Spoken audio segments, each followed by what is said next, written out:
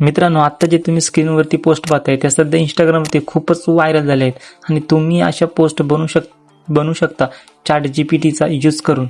So बनवणं खूप easy आहे. त्यासाठी आपल्याला ChatGPT मध्ये जायचं आहे.